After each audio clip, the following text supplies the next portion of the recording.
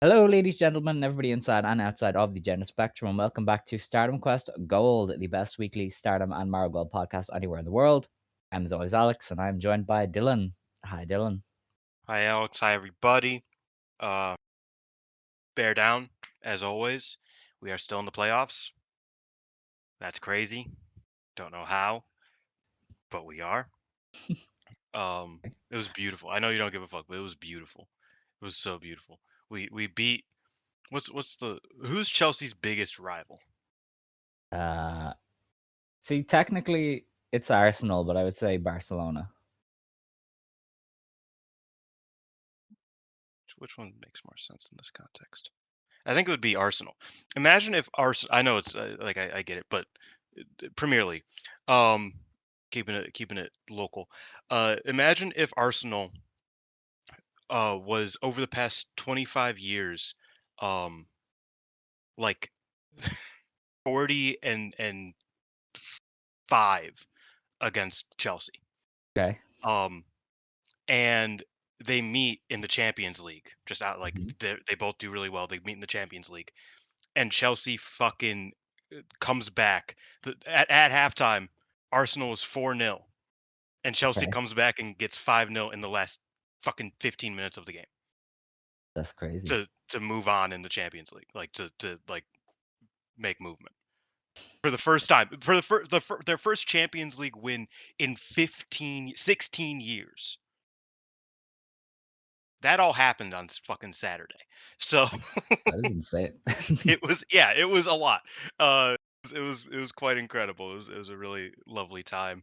It's also I've been like people have been kind of like asking me about it because it's like again I know nobody really cares, but the thing about the Bears is that Chicago's kind of a sleeping giant when it comes to sports because our sports teams are pretty frequently really bad. Yeah. Like just historically, like Yeah, I obviously know. there's like basically every Chicago sports team has like a usually 1 year dynasty. Like the White Sox in '05 were fucking insane. The Cubs in 2016 were insane. The Bears in '85 were insane. Blackhawks in 2010s, whatever. But we're usually pretty bad. So Chicagoans don't really talk about sports with other people. But when we're good, people realize like, oh, Chicago is fucking psychotic. Yeah. Like they're like because literally everybody I've ever known is posting about the Bears. Most of them I have never heard said the word football before, but everybody I've ever known is posting about the Bears because it's like it just it's an infection being a Chicago sports fan, being a Chicago person at all. It's great. I see. What an interesting place Chicago is. But we were like 30 minutes late starting, so unfortunately we do have a lot of wrestling to discuss. So head on over to the 5-star-network.com for all of the latest articles and podcasts from the wonderful world of pro wrestling. Head on over to the 5-Star Network YouTube channel, which is where this, as well as shows like Actress Stage and No Limit Wrestling, all go up. That's the plugs out of the way. I do have an update. Peps Update. is going to be on the next episode of No Limit. Um, Whoa, and it's looking like we're going to do a Michinoku Pro DVD that I bought at a thrift store like a year ago. that's real. Um, yeah, I spent Do like you think I should go on No Limit Wrestling soon and make Xavier watch like PWG? Can you like? Do you think that would be really I've been funny? wanting Like, the he problem would with rip his PWG. eyes out. The problem with PWG is that every single PWG show in history has at least like one certified terrible No, person we on it. will. Yeah, no, okay, that's fair.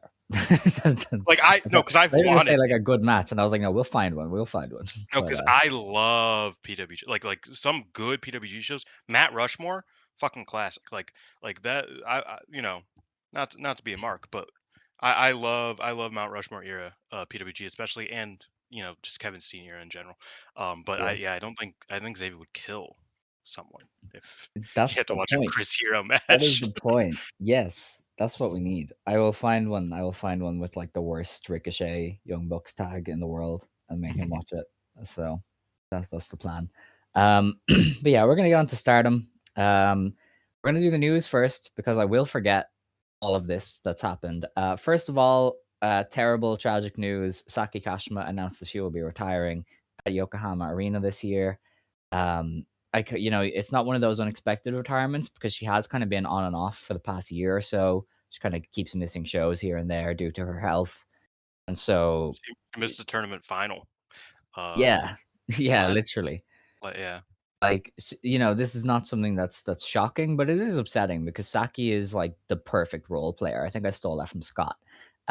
She, no matter what you asked her to do, she was good at it. She was a heel with Oedo Tai easily. She was with Stars and fit in there. She went to God's Eye and fit in there somehow. She can do the comedy stuff. She could do a high speed, upset in a tournament. She could have a good match. Like she had some really good matches in her time as well. Um, and so, just for even for us, like, Saki Kashima, when I first started watching, was a big part of Stars. And everybody loved Mm. Stars back then, her, Tam, Mayu, eventually Arisa Hoshiki. It's like another part of that core being gone is just like it's such a blow to us. Because like she's always been one of those heart and soul people, and I think her absence will definitely be missed. Yeah, her absence will be missed, that's true. Yeah, I don't know, it's weird, obviously, I think we'll come to more of a kind of coming to grips with it once the time comes at Yokohama. Um, but yeah, it's weird because she's just always been I in the best way possible, she's always been, like, the the tool player of Stardom, um, because, you haven't seen it in the past few years, but it's like, once upon a time, she could have that white belt match, you know what I mean? Like, she could fill in the spot in a big time goddess tag title match. Yeah, She was goddess champion, obviously. Um she could fit in any faction. You could have put her in Cosmic Angels at any point and it would have clicked, like it would have worked. Um, maybe not at any point. I think if you put her in there now, it probably wouldn't work. But you get what I mean. Like she really has just always been one of those like undercard heroes in Stardom. And yeah, she'll definitely be missed. It's strange because it's like I think God's Eye, and God's Eye is going to be something that we talk about a lot on the show, I believe. I think God's Eye has this like blessing and a curse of just being bloated, of having so many people that somebody like Saki has been able to endure and still get like cool spots here and there, but also hasn't really had to do much in recent times. And I think that might have prolonged her career to some degree because yeah, I mean we were expecting her to retire coming out of Oedo Tai. Uh, her getting kicked out of Oedo Tai. Um, if you watch episodes back then, I think we were kind of like, yeah, I mean, I don't know, she might just hang him up. Because it didn't seem like she was long for the wrestling world. And we got her for a couple more years. We got some fun moments, but yeah, I mean, you'll always look back at the zombie revivals, and that'll be kind of her calling card and what you remember her for. One of my favorite things in Stardom, like ever. hmm Uh, yeah, she'll be missed. It's a bummer. I think that like she's slowed down to a stop, which is a lot better than in the midst of her being like not even like a high level wrestler, but just in the midst of her being like so active, and so like such a great spoiler. Uh, I think she would have been, the retirement would have hit a lot harder. But now I'm like, you know what? You've made your money. You've had your moments in the sun. You've gotten your I don't know. I think that she's had a pretty complete career, especially for someone who retired for yeah, 8 years or whatever long it time. was. Yeah, not eight, but like 5 or 6. Yeah, she was gone. Yeah, it was about 5 or 6 years, I think. She came straight back into Stars, as far as I would know. She also is Um, the last wrestler from the original, like from 2011, still in Stardom. that is crazy, Um, isn't it? she's leaving. What a Yeah, I world. mean Mayu's the last one who's like active right now with Yeah, Yoshiko. because yeah, Question Yoshiko. mark. So yeah, Okay, it's crazy. it is. On another bit, then Bozilla has been pulled from the upcoming shows. There's no kind of word on what her injury is, just that she's off the next few shows, and they're going to announce kind of more when they know. It looked to me and to a lot of people like a very bad knee injury. Like she was unable to stand on it by the end. They put her in a brace at ringside like immediately.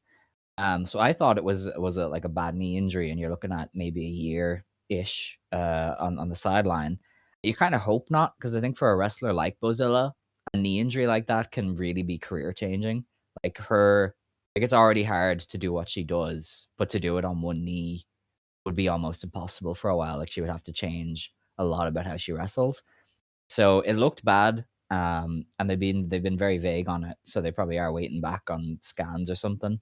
But yeah, you just kind of hope it's not that bad, because you'd hate to see such I'd still think she's a great prospect. Like she's going to be a big, big deal eventually in wrestling, and it would be a real shame to see her kind of career curtailed by something like that. Yeah, it was a weird situation. I texted you during it while I was watching it because I watched it late, obviously. But I was like, "What happened?" Because like I noticed her moving kind of gingerly. I was like, I mean, I guess it didn't happen yet, but like and then she got uh thrown over the top rope and banged her knee real bad, and it kind of, I think, just like made everything worse. So yeah, I don't know. It was a rough situation. It is a rough situation. Bozilla is a wrestler who I obviously thought, that her sophomore year was a lot weaker than her freshman in Japan. But I really am worried because she is, my age. She's 22 years old, and she, I don't know, a massive knee injury can really fuck somebody up. Uh, this early into their career. And Mm, I just worry about that for her because she has a ton of upside, regardless of how I felt about her 2025. She's still the motherfucking Bozilla, like she still has something to her. She still has a lot to her, in fact. So I am obviously, hoping for her, praying for her, because it seemed nasty. You could yeah, see just like the seconds running, like they felt like they were like it was an urgent, like very serious matter. 'Cause obviously they didn't hang the camera on her for too long, which is the right thing to do, is to not do that. So, yeah, I don't know. I'm worried about her. Hoping for the best. I'm hoping it's not as bad as it seemed, but it seemed pretty bad. So I'm not holding out too much hope there, I guess. yeah. The last bit then is that the vignettes revealed that the new Stardom roster member is Maki Itoh. Last week we thought it was maybe Dakota Kai or Bobby Tyler, and I then was the first person to say Maki Itoh, by the way. that you did indeed. And then as like I think the day after we recorded, they released an extended version of the vignette where it was very obviously Maki Ito's silhouette. And I was like, oh great, that's great. And so like people knew it was Maki Itoh by like Friday, because they had released another extended version, and I was like, this is literally her gear. If it's not her, what's the point? And so it ended up being her, and it's a very interesting signing for Stardom. Like she felt like somebody who just hadn't got any buzz post Tokyo Joshi Pro, but I guess star power wise, she is a good signing that they can use. Oh, got it. Like, Yeah, vibe wise. she does. And like I don't know, I think she's a good wrestler. I do question how she fits in Stardom, because we've kind of talked a lot about the Stardom house style. It's very back and forth, it's very athletic. Like you kind of need a lot of stuff that she doesn't do. She's a lot smarter. She's a lot better at storytelling and using submissions and stuff like that in TJPW. So I do wonder kinda how she'll fit into the roster. But I mean, as a promo and as a character, I think she's good enough to thrive, because Stardom fans, they do love that stuff. Like they love the promos. They love Mm. her being like, "You're not the cutest in the world. I'm the cutest in the world. You're in my Edo Respect army now. Fuck you, fuck you." Like Yeah, people it love looks it like we already already. have the soft launch of the first member of the Edo Respect Army on Yeah. Twitter. It was Like Kikyo. people like Shout Stardom out. fans are gonna love that. So I feel like if she can keep up in the ring, and we're gonna talk about her debut match later, obviously. But if she can keep up in the ring, then there's no reason why she can't be a valuable addition. Like she can be another part of the upper card who can like challenge for the white or red belt whenever they need. Yeah. Yeah, I don't know. Maki Ito is such a fascinating. It's crazy that she's here. Like I tweeted it and it got a little bit of traction. That's like the idea of Aya Sakura pinning Maki Ito in a Stardom ring in her first Stardom match. saying you're not as cute as I am. Fuck you. I'm the cutest in the world. We're gonna fight. Um, Sokka.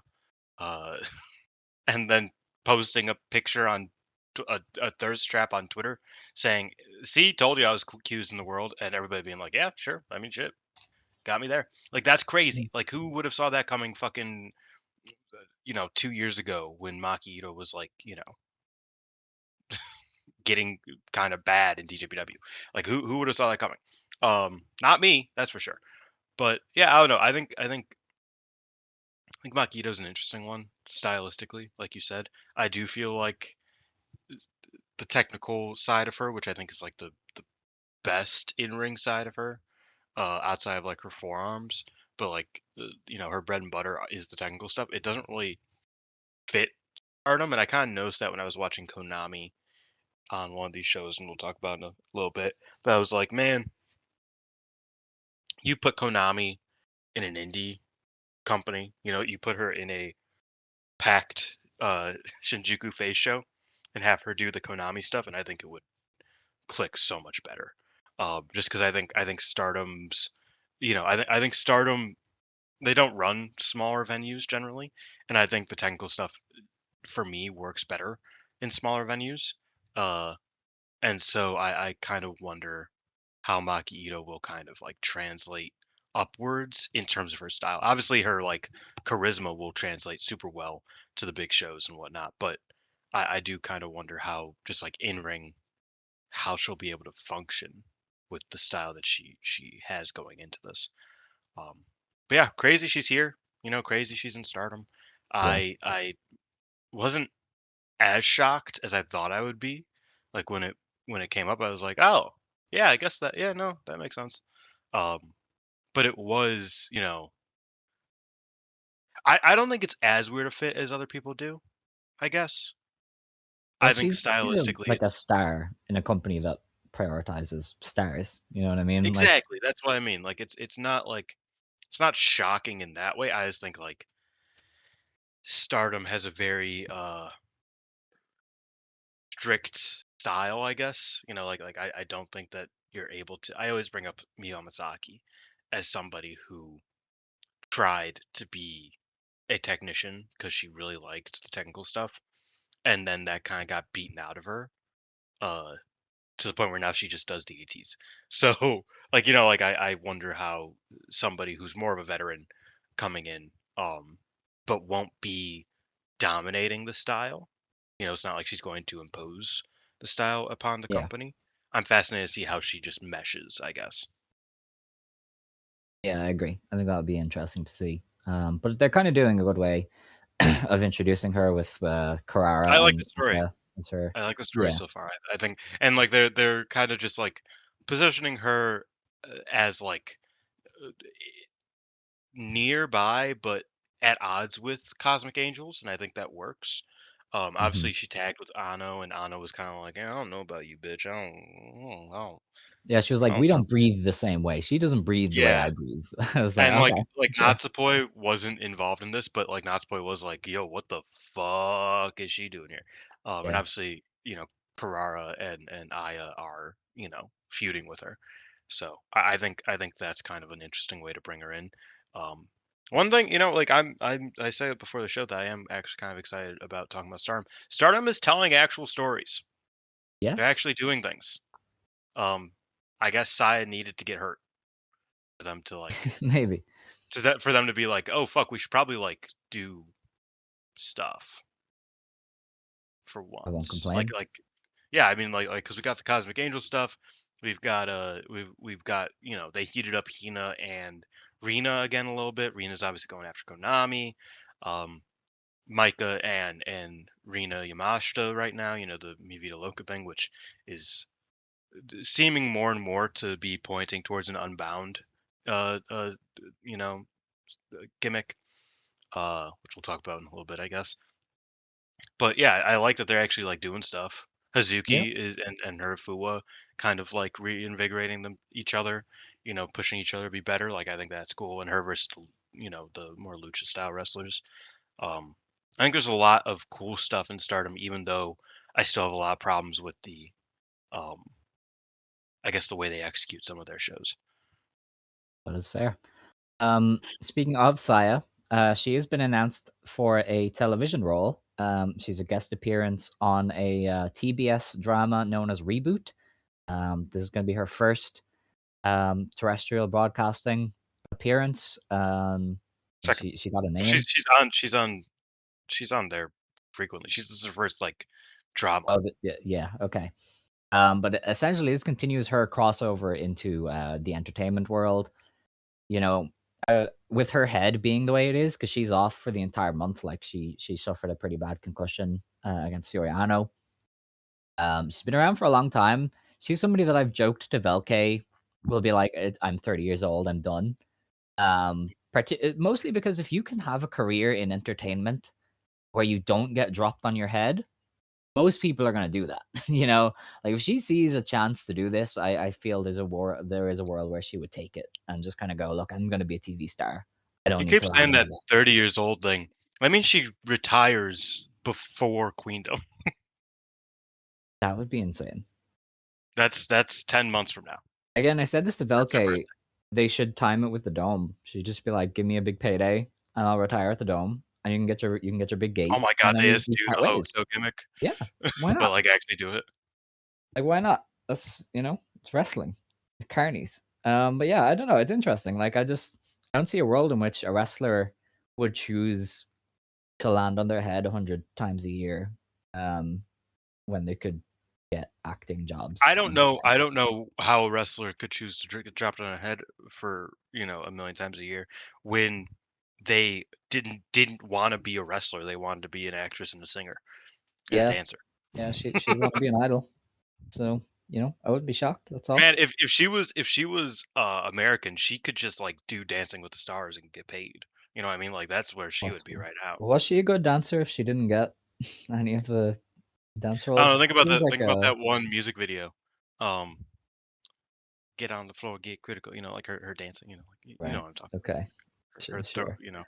going crazy. The first 6 months she wrestled, she was doing the dance. Yeah, that was fun. We miss Yeah. Zoom Zoom Saya. Um, Yeah. Sai but Sai yeah, tag. yeah, Saya. Yeah. I had to reveal to someone that Saya Ida and Sai Kamitani used to be a tag team. I felt so old. Dude, the ancient texts are gone.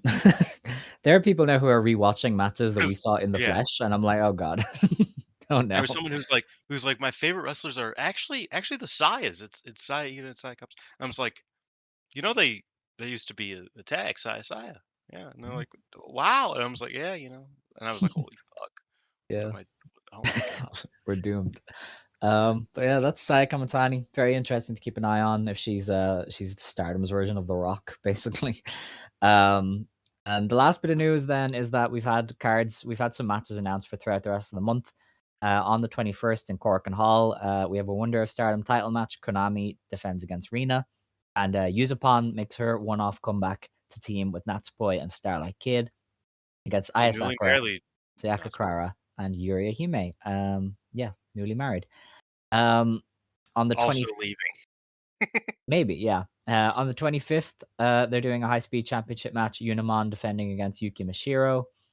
And then on February 7th, they've added Siri versus Saki Kashima, Maki Itoh versus Aya Sakura, and EXV versus Mi Vida Loca to the pay per view. So they're sprinkling stuff throughout the rest of the month. Just kind of keep things ticking. That show on the 21st is a pay per view now as well, by the way. They've changed it to make it a pay per view. So that's probably why they're doing Konami versus Rina there. And you're getting the Use Upon return to kind of bait the nostalgia merchants like us in. So yeah, it's an interesting month ahead. As you said, Natsupoi got married.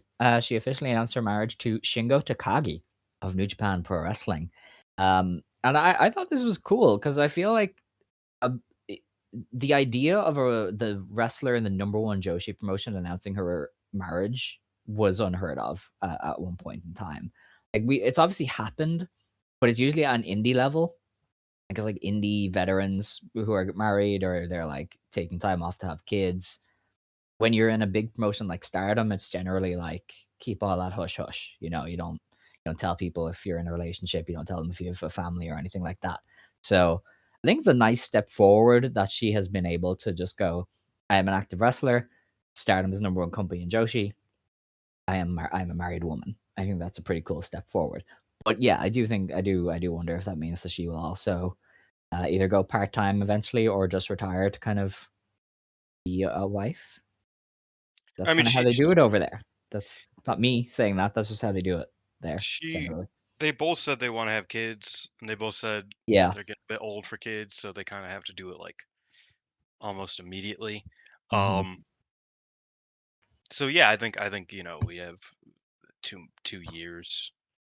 Honestly, I think that's that. And I mean, she could have the kid and still come back. I like, at least at least a Sukasa schedule, at most a Hoshi schedule. Like those are possible. There are wrestlers who have kids, obviously female wrestlers. Um, but also, this is another case of like Natsupoi is someone who is well liked as a personality, in general. So I also question if like she'd rather be a mom and like be a public person in that way, or just a completely private person. Like I think they're if similar to not to Saya Kamitani, but in a lesser way, obviously. If Natsupoi wanted to not take bumps anymore and wanted to be a mom and wanted to just like be a famous person, I think there are ways for her to do that. Yeah. Um, she if she started a YouTube channel, she'd be making her money. Like she'd be fine. Like she's one of Well, those I mean, I'm sure people, Shingo I gets think. paid fairly well. You know, That too. I'm sure they're Well, not poor. no, obviously. And obviously she's, been making crazy money for a while now. But I think it's another case of like I could see her doing part-time stuff, but it's like if she wanted to stay in like the public space, I don't even think she would have to return to wrestling. Yeah. Um No, I gotcha. like like to return to in-ring competition, which again, not great for Stardom that we're saying this about two of their probably three I top don't think it stars. matters. They are Oh, fine. BMI yeah, 2000 are drawing 1,300 people at Cork and like every time out. They are fine. This company is going to succeed. yeah, yeah, to some degree. I don't know, but like when New Japan lost their Kazuchika Okada, that's a different animal. Yeah, but I feel like the scale is so different. Like When they he was lost their drawing Naito, 40,000. Like they were drawing 40,000 people. I true. feel like Stardom's is different to an extent. But yeah, gosh, we can discuss that separately, maybe later. Because we do have 3 shows to talk about worth of wrestling. So we're gonna get on to the review section. First off, Stardom 15th anniversary, New Year Stars 2026, day one. This was on January 10th in Korakuen Hall. They did 1,346 fans, which is a pretty solid number coming off of a Sumo Hall show 2 weeks ago and running Korakuen again the very next day. We opened with Hazuki and Fuwa-chan beating Koguma and Ane Kanaya in 12 and a half minutes. Hazuki submit Ane with what they're calling a crossface, but looked a lot more like a tap out fuck you. Because she was wrenching that shit. It This wasn't is it wasn't it like a Batista bite type gimmick. kind of, yeah, like it was very tightly locked in. But this I is a think she has very a name good for that. match. But yeah, I really enjoyed it. yeah. Ane is really on the level. Like she can hang with everybody in this match. It's kind of incredible. And Would Fua you is so natural. would you believe me if I said this was the second best match of the show and fourth best match of the weekend Let for me just Stardom? double check. Would I believe Honestly, you? honestly, a big problem with this double header. So many matches kind of just blended together. Yeah, Um, that's that fair. even ones that when I was like, oh, that was kind of cool, it still wasn't that cool. But this one was actually like really cool, and actually really liked it. I like vividly remember I loved Fua not getting the bit and just like jumping Koguma and Oh everybody yeah, being like, "Fuck you! How dare you!" And I thought that was great. And Fu was like, "I'm just trying to wrestle, bro. I don't know all this fuck shit. This is just what I do." Um, I think Fua being the straight laced wrestler is kind of hilarious. Very Hazuki inspired, and I think that's kind of yeah. I feel awesome. like that was her being like, "Well, Hatsuki tells me to wrestle, so I have Yeah, to wrestle. I can't exactly. do a bare Like thing." she's Hatsuki kind of wouldn't a like it. she's kind of a machine, Yeah, in that way, and I think that's actually like it's very Kurt Angle, like inverse Kurt Angle, if that makes sense. Because like Kurt Angle came from being a legitimate, like a gold medalist and became a comedy guy because he was fucking hilarious. Fuwa-chan came from being a comedian, like an actual comedian, but she's training under Hazuki, so she's gonna be a fucking wrestling machine. Like I think that's kind of a like a cool inverse of like that's something we've never really seen before. Of That's true. somebody somebody being like, "Yeah, I'm funny, but fuck you, I'm gonna fucking stretch you out and kill you." Like that's great. That's great. Like that's a hilarious subversion that they're doing with her. Obviously it's one match. It's not like, but I just think that's really cool. I really like where we're going with this Hazuki Fuwa Koguma uh, Hopefully, sphere. Anna. Hopefully Ane. Yeah, I really liked Ane here Yeah, as she well. rocks. I liked Ane here and in her three-way match the next day. I will say finally that I get it. I always kind of got it. I always understood that she was good. Um, but like I think this doubleheader, I was like, you know what? She actually does kind of stand out like Yeah, actively. I've been So saying it. shout out to She Kane was my or chosen one. Kanaya rather. Kane, Yeah. Um, different our, wrestler. our next match was Aya Sakura and Sayaka Kurara beating Yuria Hime and B Priestley in just under 13 minutes. Kurara pinned Yuria with the Tokameki Spear. That was a good tag match. I thought Yuria looked really good in there with the tag champs. And B Priestley once again, she's always going to try hard. Yeah, and I think that's thank God for her. Yeah, Uh, Thank God for her, like, knowing her role, because I have come to really appreciate B. Priestley's contributions to these shows. She's just not bad. Like, she never takes her foot off the pedal. She never fucking doesn't try. hmm She's always just, like, pretty she's never, this, like, all-time great wrestler, who like drags a match from good to great or anything like that, but like she's always like up to the task of delivering a solid performance in these undercard tag matches where she needs to. And I am greatly appreciative of that because some roster members don't even do that these yeah. days. So, shout out to her. Yeah, I thought the match was fun. Um yeah, yeah. All right. Actually, before we go on to the next one, because Sai Ida is in it, if you guys haven't seen Sai Ida versus Jiro Hashimoto, watch it. Drop everything. Watch it. It is insane. It is some of the best wrestling you will see in all of 2026. Like I said this in one of the discords, they did more with like the headlock, just the headlock than most wrestlers get out of an entire match. Like it was insane how well they worked it. So check that one out if you haven't. Smart wrestlers be smart. That's right. But Saida, Momokogo, Alex Windsor, and Olympia beat Siri, Saki Kashima, Rani Agami, and Kyoka Kotatsu.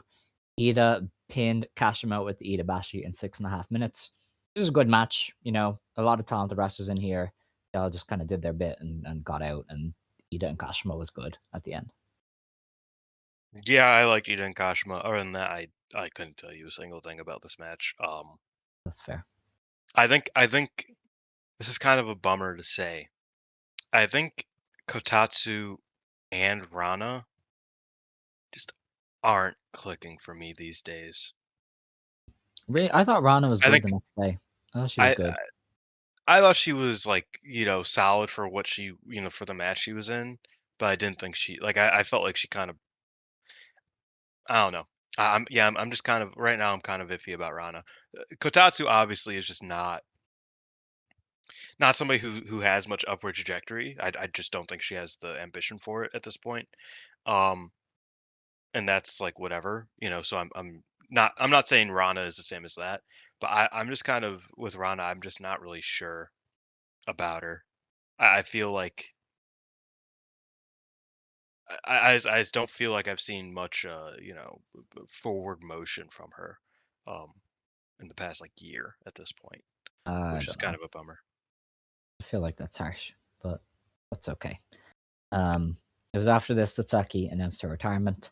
She announced it Yeah, and and ran then off. It was dipped. very funny. Yeah, typical And Saki. all of guys, I was like, "What the fuck? What do you mean?"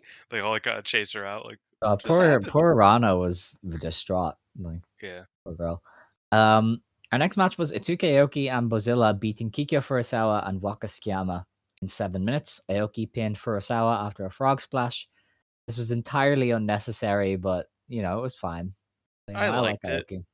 I I like thought I Aoki. thought I thought Bozilla did good against two weaklings. Hmm. I think sometimes it's just sometimes put her against a small, less fierce wrestler, and it's you know, oh, she gets to take the night off and be really boring. But here it felt like she was like, no, I'm gonna crush Waka's head like a grape. Um, and Kikyo was just like, "Please don't." She just kept kinda, like, throwing a drop kick, and Bozo just fucking launches her out of the ring, like, just, like, over and over again. That just felt like it was, like Kikyo's like a gnat getting at her, like, "Please stop trying to kill Waka." And I like that, and I thought Tsukiyoki against Kikyo was also a lot of fun. So, yeah, actually, I like this match more than I thought I would. I didn't think it was anything crazy, but I thought it was fairly fun. All right. We then got onto a six-woman tag match. Yuki Mishiro, Starlight Kid, and Mei Seira beat Natsupoi, Soriano, and Yuna Mizumori. Yuka pinned Yuna in Yuki. 9.5 minutes. Sorry, Yuki pinned Yuna in 9.5 minutes to set up their high-speed championship match. I thought there was some good work in this, mainly when it was Mashiro and Unimon. They kind of did their high-speed thing. It was fun. See, I think that's the thing. If Yuki and Unimon didn't click with you here, the match basically didn't happen. It's kind of what happened for me here. Um, I thought they were like fine together. I thought they were good together, but um, I'm actually going to expose you. Oh, Um, no. I feel like Yuki Mashiro feels like the 20th good wrestler on this roster, and I just don't Yeah. No, care. that's fair. You know what I mean? Like, and I know this is gonna sound like oh, Marigold fanboy, which to some degree, yeah, but it it's a real shame that her and Marigold didn't work out for whatever fucking reason. That was weird as shit, honestly. But it's a shame that didn't work out because it's like she could have been like a really standout tag wrestler, a perpetual Superfly challenger, maybe a Superfly champion. Um, Born for her and now Ishikawa, the tag team that never was. Yeah, like We could have been eating good. her and now Ishikawa would have been like a great undercard becoming, main card tag team. Like that there was a lot of like legs to her there. Here it's like she's the fifth man on every team she's on. Yeah. She's good, obviously, but it's kind of like Kohaku when she's in Stardom. It's like, yeah, Kohaku in fact Kohaku does quite well in Stardom. Like I think she does better in Stardom than she does in a lot of other places that you'll see her. But it's still she's still behind Starlight Kid and Mei Sarah and Natsupoi and Suriano.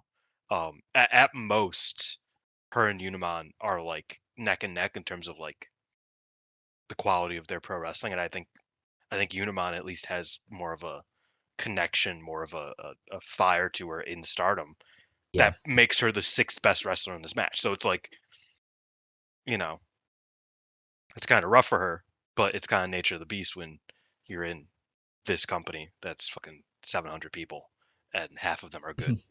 Like, Yeah, you know, pretty just much. kind of tough. Um, our next match was Tomoki Inaba, Lady C, Amisore, and Hina beating Konami, Rina, Azusa Inaba, and Fukigen Death. Inaba pinned Death with the Inaba Atoshi in 8.5 minutes. This was to set up the artist match the next day. It was a pretty good match. I Really like like pretty much this. everybody involved. Tomoki Inaba got a lot of focus, which is always great. Like she's a fantastic wrestler, so she did some really fun stuff in this one. Yeah, it's a very enjoyable 8-woman tag to set up the cool match the next day. Yeah, I really liked, like you said, Inaba in this. I loved her. I love Fukigen Death trying to do the death, gimmick in the corner, and Yeah, Smoking not even letting her get through one death and just fucking booting the fuck out of her. Be like, fuck you, bro. This is ridiculous. Um, yeah, I thought that God's Eye in general was really cool here. And Konami and Tomoka as well. I do think this was like a big Tomoka match, whereas the next day was more of a big Hina match. Um, but yeah, this match I was like, man, Tomoka and Konami. This is when I kind of thought about it. I was like, man, put Tomoka and Konami in a hot uh Shinjuku face and let them just do a technical match. I feel like asking for technical Tomoka is a complete misprofiling. Not she's been do a technical, and technical stuff. neither of us enjoyed it. Like, Okay, but okay, do just their stuff. Like Konami is also like Konami's technical, but she can also do the striking, arguably, uh, as good as Tomoka can. So like I think Tomoka and Konami could have a banger. I just don't think they could have it in Stardom, honestly. If I'm being completely honest, uh, which has kind of been a Tomoka issue in general as a singles, I think. For me, but in these tag rules, I think she's always knocking it out of the park, including here. I thought this was another one of those matches that actually stood out as like really good. Reminded me that I really actually really like God's Eye these days. Like I think these four, um, and Shuri are especially are kind of like my girls in this yeah, group. That's where Rana kind of like got left out because it's like Shuri, and then it's like, oh, Saki, she's a vet, and she thanks for the memories, and she was retiring. And I feel like Kotatsu and Rana are kind of like the odd ones out, but just because I think so highly of every other member of this group at this point, um, as we'll talk about with the next show as well. But yeah, I like this match a lot. all right. We had Micah and Rian beat Rina Yamashita and Akira Kuragane. Micah pinned Akira in 8 minutes with Michinoku Driver number 2. I really liked the Micah Rina Yamashita stuff in this. I have campaigned to just retcon Vita Loca and make it Rina Yamashita's group, and her and Micah Sure. can just feud forever instead of I mean, I Suzu. don't know if you know this. I think Rina Yamacha is the only wrestler currently Yes, in it. maybe. Um, But she's just so good. Like, we knew Rina yeah, Yamashita was awesome, but like nobody ever really booked her or used her properly since Borderless ended. So she kind of faded a little bit in most people's minds. But this is the wrestler that's been there for a long time, and like she is just as good as Micah. I know that might be a crazy statement to some it's people, better than but Micah. she like is Um, just as good as Micah in every she exchange they have. it felt like she dragged like the fire out of Micah that I feel like I haven't seen in a very long time. Yeah. For me at least. And this match, like, it felt like it was so fleeting. Like this match felt like it just like came and went, and I was like, I actually kind of wanted more of that. Um, because I felt like it was despite being 8 minutes, it felt almost blink and you miss it, to a certain degree. But yeah, I thought Rena and Micah, like I thought Rena really brought the best out of Micah here. Um, I'm really happy with that. As I said before, I have a feeling that this does end up being a Unbound sort of situation where Mi Vida Loca and EXV come together to create a new group, which I think is necessary on both fronts. Yeah. I say Unbound, it's the same as how EXV was created Pretty out of much, Club yeah. Venus and DDM. Um, Essentially, just like but yeah, I mean, well, not even DDM because it was pretty much just Micah, because everybody else dipped. But I digress. But yeah, I feel like that's probably where we have to go with this because as of now, Vita Loca is three people, one of which currently works for the company, and EXV is Micah and friends, and also Xena sometimes, which is cool. Yeah. Um, so yeah, we kind of need that merger to happen, I think. Especially if Suzu's kind of getting faded out, which I don't know if she is, but it feels like she might be faded out of at least like a top spot or anywhere near a top spot. Um, I think you should probably, you know, she's the David Finley in the scenario where it's like obviously if she sticks around and like it gets back into it, into the grind. Obviously, you should have a prominent spot for Suzu, but I wouldn't be surprised if she went freelance or went part time or went just or retired within the next like year. Just because she just isn't. It feels like she's really taken a step back uh, from wrestling. I know part of that's probably like she's talked about having medical issues and whatnot. Could be that, but I don't know. I'm just with the way things look right now. You should probably combine the two factions. Yeah. No, I would agree. Especially on the Suzu thing. I Yeah. think I said a while ago, I feel like she's somebody who would just leave to kind of define her own schedule instead of having to try and wrestle full time. 'Cause she's another one who kind of takes a lot of time off, like Saki does. So it might benefit her, and it would definitely benefit because Micah's whole like babyface army cleansing the company thing probably does need a big group to kind of match hate. So And with Bozella likely out, there's nothing holding them to being heels. Yeah, no, that's true. Really, like Um, I mean, like Rina's not a heel, Akira isn't a heel. Like these are the entire group are tweeners except for Bozilla, mhm, who is a monster heel who the crowd yeah, likes. So you know, like you could just kind of, I don't know. I don't know. I think it would just work. Um, our next match was Hanako beating Risa Serra in 12 minutes. Hanako won with a ground style egret, which is her submission. Yeah, yeah, Out of respect for Risa Serra, I didn't watch this because she physically has not been comfortable to watch wrestle in a while. no. So I don't know. I want to remember the Risa Serra of Ice Ribbon or the deathmatch days, not this. So I she put thought over it. Hanako. That's nice. I thought it was like not a good match. In fact, I thought it was probably a bad match. Yeah, Um, maybe. but it should have been worse. Like Hanako versus Chiro Hashimoto last year was much worse than this. That seems wrong. You know what I mean? Like that's where I'm at. Um, but Hanako is much better now. Hanako's a better wrestler than she was when she Yeah, faced Chiro Hashimoto. To be fair to her, but yeah, I thought the match was still pretty bad. It felt like she was in that egret for fucking like 20 minutes of it, if I'm being honest. And like beyond, beyond a couple of like lariats from Hanako, there just really wasn't much to enjoy here. hmm But also it wasn't bad. It was worked fine. It was whatever. But yeah, just not an enjoyable match for me. But it should have been worse probably, given Risa's state. that's fair. Our main event then was for the Goddess of Stardom titles. Natsuko Tora and Raka beat Azumi and Miyu Amasaki. Tora pinned Amasaki with a swanton bomb in 17 minutes. That was a great tag match. It was really well done. Like, it was all action in a really good way. Like, Azumi and Miyu would constantly have to like duck out of dangerous situations, and the other one would just be ready to pounce.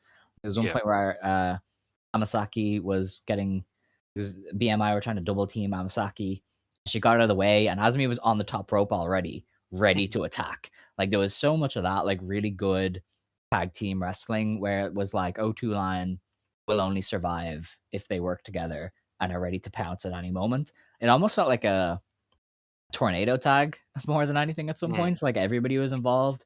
It was really good, really all action. I thought the focus on Kevin down the stretch where the crowd was really into her and her comeback was very good. And the finish was sick. The German from Ruaka into a swanton bomb, very good. I like that. Yeah. So this is very good. This is a great tag match. Yeah, that was very good. I do think that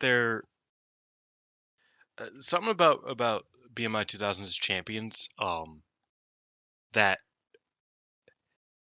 I don't know, maybe it's just like because they are winning the matches and like, um, that's kind of not the problem, but I feel like there's always something like more to do in a match, with BMI 2000. I think in my head it feels like that's the case, but in reality it's just them losing, like because they're heels, so it's like when you look at heels like Rock and Natsuko Tora, they're pretty by the book heels. They're both very good, but they're by the book heels. So it's like they tell the story, they structure the match in a way in which they win. Um, and we're losing out on like this like end game babyface moment. Um, that will eventually come when they lose, but I would kind of like them to dip into a bit more near the end because it feels like at some point they just completely shut down their opponents. Um, and then you're like, okay, yeah, this is the finish, and then you watch them just kind of beat the fuck out of them for like a good 2 minutes, and then it's over. Um, so yeah, I mean, like I like the match a lot. Um, I enjoy seeing Azumi and Miyu get to do cool stuff and do cool matches, and I'm obviously a big fan of Ruaka and Natsuko, especially Ruaka. I'm happy that it feels weird, having been again like I'm feeling I'm reminiscing a lot today, but it feels wild to look back at like Ruaka, the you know not a Kappa monster, like 12-year-old Ruaka, and think like, damn, like it took 10 years, but she's tag champion and she's like a reputable tag champion. She's you know a force to be reckoned with, and I think that's really cool. And I do always appreciate that sort of energy going to the match. But I really liked how Azumi and Miyu you know tried to find those gaps in the Yeah. game, and I really like that in wrestling, um, just in general. So yeah, I Hmm. was happy with this match, but I do think you know there's something in the closing stretch that I consistently want more from BMI 2000 matches, that I also didn't get here, but it was still a fun closing stretch and a very good match. All right. And that was that show. First day of shows. The second Korakuen was the very next day on the 11th. They did 1,356 fans. Again, pretty solid when you look at the fact there was no Saya. They just ran a show the day before. They're running it again in 8 days. This company can do no wrong, I would say. Obviously, they could, but I feel like their baseline at Korakuen is just so much higher than every other company. So it's kind of just where they're at. Um, we opened with a 5-on-4 handicap match because Suzu, once again, was unavailable. Maika, Hanako, Xena, Waka, and Rian beat Bozilla, Rin Yamashita, Itsuki Aoki, and Akira Kuragane. Maika pinned Rina in 13 minutes with a modified Michinoku Driver 2. This is a match where Bozilla got hurt. She was taken out of the equation, and you could kind of see they were working on the fly. There was like a weird section with Yamashita and Waka where they kind of just didn't do much, but they were probably trying to communicate a new finish. Um, and then yeah, Micah won. It was a good match for what it was. There was some fun Xena Rini Mashita stuff where one of them was like, your chops hurt too much, don't chop. Um, and then afterwards, Micah challenged Rini Mashita to the pay-per-view match, the All Out War. Factions that might not get to happen if Suzu and Mozilla can't wrestle because you can't do a 5v5 when one faction has 3 members. Yeah, Yeah, yeah. I don't know. I don't know what they're gonna do, man. I guess is as good as mine. Um, Oh, I liked. I was Xena in this one. Where was yes, she Xena? was. Yeah. Oh, I didn't write her name down. That's why. Um, yeah, I liked Xena in this one. I liked the Xena Rena exchange, where like Xena. The thing about Xena is that she is like, you know what, you can, I'll sell, I'll get my ass beat, but I am better at chops than you. That is something we have to agree on. Chops are my thing, and I am better at them than you. Doesn't matter who it is. And so, like, Rena is lighting her up with chops, but Xena's just kind of like eating them. At first she like kind of like moves her hand. She's like, "Okay, you can try again. Go ahead." And she's like, Okay," and she tries again. And then Xena just fucking like just rocks her, with the chop, and it's insane. Like I love that spot. I think Xena just in general is a lot of fun. Otherwise, yeah, this match was nothing. Yeah. Um, our next match was B Priestley, Saya Ida, and Yuri Ahime beating Natsuko Tora, Uraka, and Azusa Inaba. B pinned Tora in 8.5 minutes from the Oklahoma Roll. Again, another good tag match. Another I imagine B that in sets the a fashion. tag. Yeah, Saya and Did they B. talk about that? Yeah, they could challenge Tora and Morocco.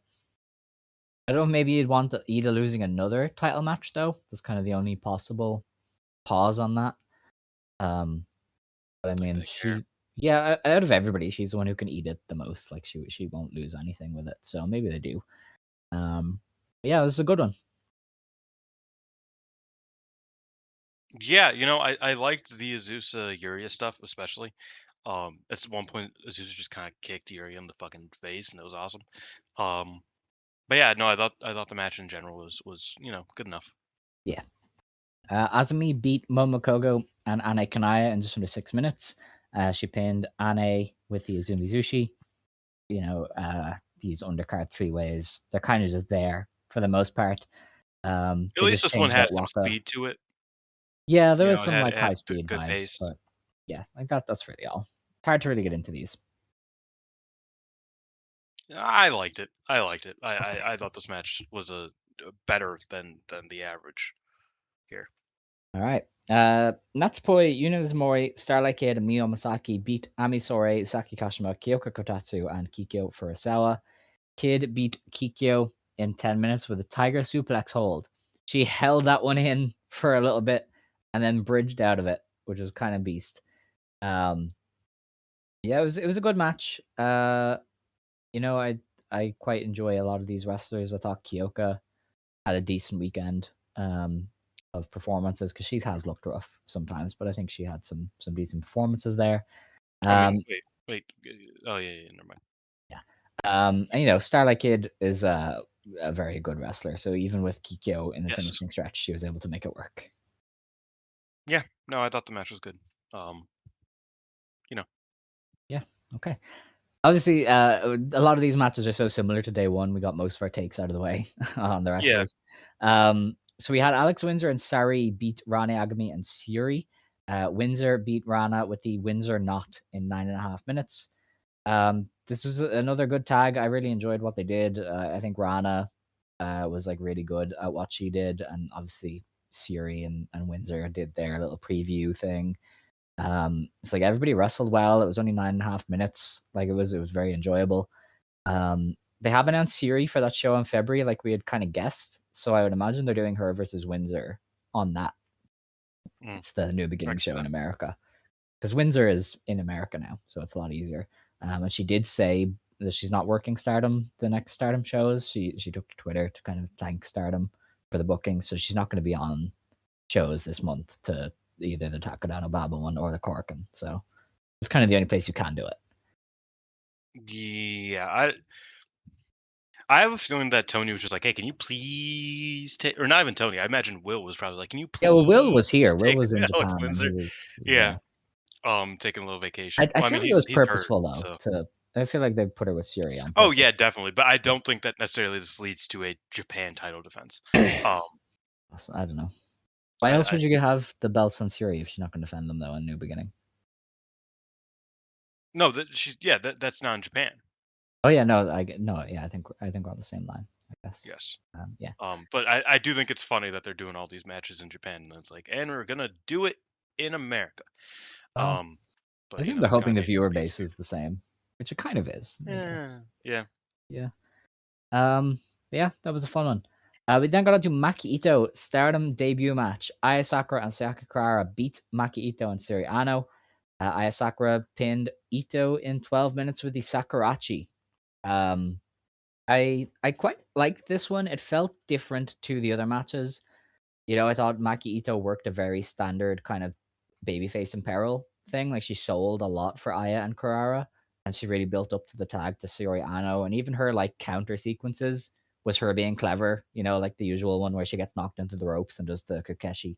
Like I thought it was very good. So I thought this was a nice insight into what she can be. Like she's gonna sell for the wrestlers and put herself as the babyface underdog. And in tag matches you can just kind of build to the hot tag through that. So I feel like she's already showing some quality at adapting to Stardom's house style by just kind of leaning into the fact that she's very good at selling and the crowd kind of likes her and she's just smart. So I thought I saw a lot of good signs in this one, and I thought her and Aya were really good. I think Aya getting somebody who is going to sell for her is fantastic. Like all of her strikes look fantastic in this match. The way Ito sold the kicks in the corner, especially, were really good. Um, so I thought this was a very good debut for Maki. Yeah. No, I liked it. I felt like she did well enough in here, and I also think she's in there with three wrestlers who know each other like the back of their hands, so like they could.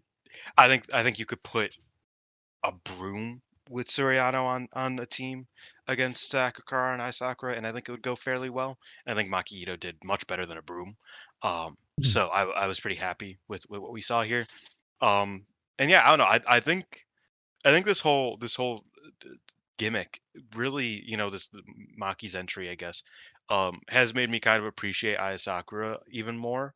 I think when you give Aya Sakura something to do, she's usually really fucking cool and really charismatic and really just kind of like, brings a certain energy that not everybody else does. And I think Maki Ito, in this case, lit that fire under her.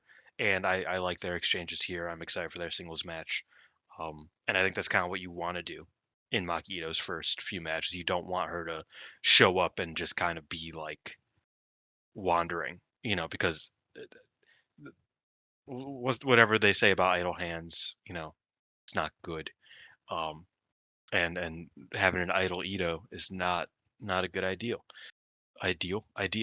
So I'm happy they're doing something here with her, and Yeah, I think it's a fun little thing to start with. Even I didn't think this match was like anything blow away from Ito in particular, but I think that like this being the way you onboard her is a very smart move by the booking team, and I think they did a great job with this idea because I'm interested in what we're doing. You know what I mean? yeah, Like I'm intrigued, which is always the important part about debuting somebody um, as noteworthy as Maki Itoh. yeah. Because her and Cyrano are not. They don't see eye to eye. Like they were No, trained together. They didn't agree to this. She even hit Anno with a stunner by accident at one point, and Anno was like, "Nah, you don't do that here." So she's which kind is of funny because they do it way more in Stardom than anywhere else. that's true. But she's like they've clearly put her into something here where she's probably going to be at the center for Cosmic Angels for something. And that's good for her and for the group. So yeah, I quite liked it. We go to the CMLL Japan Women's Championship match. Hazuki beat Mei Sarah in 18 minutes with what they're calling a modified Emerald Flosion. It looked Yeah, more like a body it was slam. It was very no, it was light. it was It was it was very just an Emerald Explosion. yeah, it was very safe. But it was a very good match. Hazuki has looked more and more like pre-retirement Hazuki lately. That's kind of the vibe she gave here. The kind of Well, all-rounder which who retirement? The the the second one, the the way her one tie that one. Oh, I thought you were talking about the third one when Hanan essentially kicked her out of the company. No, the Um, second one. Because I remember the year leading up to her retiring, and everybody was like, "Oh, she she's up next," because yeah. she was this good. She was this ferocious, and she's kind of back here. Yeah, but she had some time of being great upon return. I It's think been you on and remember. off, but this was like prime pre-retirement Hazuki This is again. prime Hazuki. Yeah, I Yeah, think that this was like some of the best work you've seen from her. I do think, because I guess I don't perceive her as up and down, as on and off as you do. I think that this match was like one of those matches that makes you think about Hazuki and just go like, man, like she's one of those like top in-ring workers of the past however many years in Stardom. Legitimately, I think that's a conversation that needs to be had. Um, she's just so great, and like this match was so great. I also like May Sarah when she's kind of up to the task. I think the thing about Hazuki here though is that like you can sense the intention behind her. You look at these three matches. They had a draw last year before. I think it was the I year don't before. know. I Um, don't I remember. want to say 24. Yeah, I think 2024. That match was a great, an all-time great high-speed title match. 15-minute draw. Legitimately one of the best in the title's history. Um, Tremendous match. Then their match, was a couple months ago, was good, but it felt like Hazuki was just like, very checked out. She was just kind of throwing stuff at the wall, just kind of trying to have fun because she was bored and she felt like it meant nothing ultimately. Uh, and then this match was really a return to form. I like that last match that I just talked about. I have to mention I did think that was a really good match, but this was a real return to form. I thought it was one of the best matches I've seen this year so far. Um, because they were just really bringing the fight to each other and never said say die stuff. Like Maysair just kept kicking out. By the time Hazuki hit the brainbuster, I was like, she's already kind of eating a lot of shit. I think she might lose, and I actually bit on that kick out. I was fucking dumbstruck. And Hazuki brought out a new finisher. I would like it if she did a bit more of a faithful Emerald Flosion. Because yeah, it was kind of just a body slam in the same way that Shuri sometimes when she does the Ryuin, which is essentially just an Emerald Flosion. Um, Sometimes she just does like a side slam and it's like, oh, all right. Sometimes she does an actual Emerald Flosion. I would like it if Hazuki kind of, lean more into the Emerald Flosion Yes. side of it. Which I know she can. I know she just do it, homegirl. You got it. But She's yeah, I got thought this was Fua in great. her corner now. She gets one free That headlock was every one of my favorite parts of the match. Fua is marking out the entire time. Yeah. Literally after the match, Hazuki's like, not huffing and puffing because she's obviously fucking in insane shape, but she's like on the ground, like just like selling. And Fuwa gets in and she's like shaking. She's like shaking. She's like, I'm a fucking god. Hazuki, you see Hazuki smiling at her like, yeah, I did that. Like Fuwa was going insane. Like she's a student of the game if you've ever seen one. A student, and by the game I mean Hazuki specifically, not wrestling. Student of Hazuki. Um, get get I think that's what Hazuki's motivation is. She's like, I want to pop my homegirl in the corner. And to do that I gotta be a fucking beast, like I can be when I care. So I have to care. And so this is one of those examples. I had my niece watch this with me actually. Okay. She was rooting for May Sarah. Unfortunately, May Sarah did lose for her, I guess. But I was happy because Suzuki won, so I was like, yeah, it's tough. Um, yeah, she also watched him Komomo Minami, the tag from the Korakuen with me. Big fan of Komomo Minami, my niece. This is true. Wow. Okay. Her and Moha, the only ones. um, Kidding. we'll get onto that later anyway. Our main event of this show was Rina, Konami, and Fukigen Death beating Hina, Lady C, and Smokey Inaba to retain the Artist of Stardom titles. Rina pinned Hina in 22 minutes with a reverse Gory Bomb special. I thought this was It another was great a match. it was a Kudo driver. Yeah, the Kuda driver. I thought this was a great match. I loved a lot about it. The Konami Inaba stuff was really good. Rina and Hina obviously were fantastic. But the combination stuff was great. Like there was the God's Eye trio hit like the moves of doom on Rina, including a Lady C big boot that looked like it took her Dude, to Dream Street. It Lady was nuts. C Lady C slapped her thigh on it, and I was like, "You caved her face in. Didn't have to do that. You you Nah, Lady C you rocks, you man. caught her with it, bro."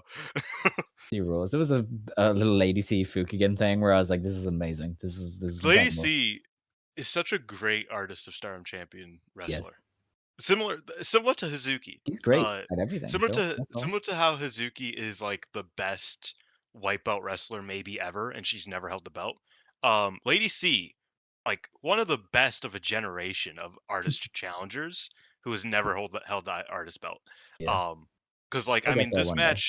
this match and the match last year against Neo Genesis, two like legitimate like all time, and Lady C tagged with Aphrodite back in the day to Yeah, I challenge for the remember, yeah. trios belts, and that was also like that made my match guy like that's like an all time maybe not an all time artist match, but like legitimately great artist match. Like Lady C fucking pulls it together for these for these artist challenges. So yeah, another really fun one from her. But I mean, mainly for me, it was Hina and Rena. Fucking incredible stuff. Yeah. Uh, it always hurts because I always watch them and I'm always like, man, Hina's just never going to get the up on on Rena. Nah. I just don't think they're ever gonna let her do that, which is always a bummer.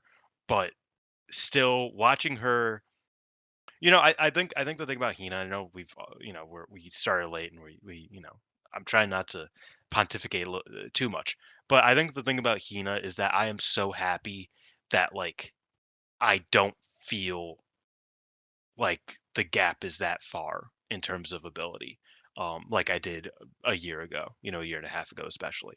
I think the future reign transformed Hina into one of the highest level wrestlers on the roster, mixed with the 5-star run, which she didn't have um, the best group, but every single wrestler in the group, Hina had one of the best matches against. Like the Hanako's best match by far for me was against Hina. Momo, one of her best matches was against Hina. Sari, one of her best matches was against Hina. Like all of these people had like great matches against Hina, and it like this match where we finally get to see Hina and Rena like lock up for a long period of time, like in the ring wrestling each other, for move for move for a while at the closing stretch. I didn't feel like Hino was getting left behind. Like if you ran this match a year ago, this match one for one, you do it then. Hina gets left behind by Rina. I don't feel like that's what happened here, and that made me so happy. I was so happy to just kind of like feel like this actual rivalry, this actual Hina's on your ass type of feeling between the two of them. Um, Something that I haven't felt, in a long time. Because obviously I was always the one that said Hina was better than Rina, but Rina just made so many strides while Hina didn't. And now we're to the point where it's like Hina's making the strides. Rina's still making strides. Don't get me wrong. Rina's still, if you want somebody to challenge for the red belt right now, I would pick Rina over Hina. But I think Hina can challenge for a white belt. I think, She I is. think Oh, Hina, wait, no, Hina. sorry. Yeah. I think Hina can challenge for the white belt just in the same way that Rina can. But I think I just like that Hina's catching up. Is my point. Yeah. I kind of did a whole roundabout way of You saying that. did. It's making me very happy because I think she did so great in this match. She was the MVP of this match for me. Wow. She was awesome. Okay. Well, those are two very good, very fun shows from Stardom. Mm. But we must get on to Marigold, who ran one show this past week. It was on the 12th of January, which was just yesterday. In Korakuen Hall, they drew and announced 705 fans. And quite frankly, that is impressive for this card. I would not have been shocked to see a 6 at the start of that. Like, I Mm. genuinely thought they were going to see 600. Because, like, there was just nothing to draw people here. So, impressive. Fair play. Um, they opened with Hummingbird beating Megaton and Nagisa Tachibana in just under 5 minutes. Another Hummingbird win. I wonder if like they're Fuck gonna yeah. do something here because since the Mayu loss, she's kind of been on the winning side more often than I not think in I think matches. Mayu might just like her. Or Possibly. I think somebody might just like her. Like I think Well, somebody's I just mean, pulling she for her. did get a big debut. If she hadn't have like almost Yes. scrambled her brains in her debut, she'd probably be higher up the count. And actually scramble fucking Yeah, Shosuke's brains. yeah. Um, because Because yeah, like, she yeah, that was crazy. the Mayu match definitely felt like it was meant to be something, and they've protected her to an extent since then, and she's been picking up wins. So I don't know where it ends. Like maybe she's a Yuzuki challenger, but I am intrigued by what they're doing with Hummingbird because there's clearly some sort of idea there post Yeah. Mayu. Truthfully, I think if Mayu wasn't Superfly champion, I think Hummingbird would be like top contender Yeah, for having the belt. You know what I mean? well, I guess they're gonna Um, have to crown one after she vacates. yeah. Well, we're talking about that. This is gonna sound insane. I wouldn't be surprised if Komomo upset her. There's absolutely no way in hell. I think that is the most Mayu move ever. No, Um, maybe in a GP, but especially not now.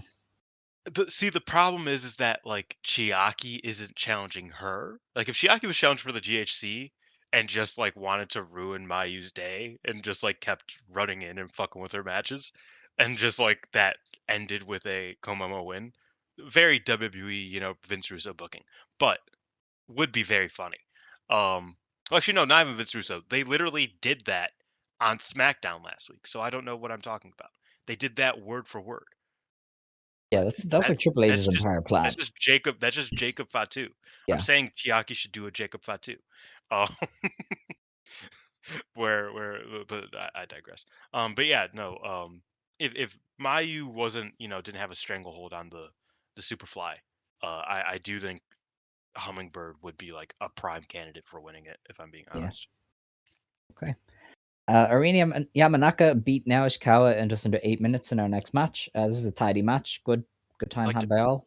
Yeah, not much else to say. Naoshikawa is the workhorse still. And Um, Arena is badass. I like her. yeah, she's another one that's getting wins and like protected. Yeah. I think if Chanyota hadn't have She's also like just pissed getting off better. everybody, but yeah. But if Chanyota hadn't have pissed off everybody, she might have been in the Twin Star See, I don't conversation. even know if she pissed off everybody because she just hasn't wrestled.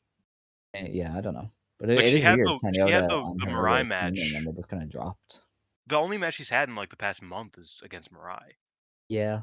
Why wouldn't she have worked first stream and this? That's what makes you think. Maybe she's just in her bodybuilding The era. Twin Maybe Star she's Cup. like stick to it. The Twin Star Cup is literally That was Crown weird. Chanyota. Yeah, that was So weird. I yeah, I was don't like, know. why aren't you? Because her and Arena were teaming at the tail end of the year, so they would Yeah, have made a team. But yeah, But either way, I think Arena could be another. She might fill one of the voids for a title match. I don't know if she's like a GHC maybe. I don't know if you want to do her on Mayu again.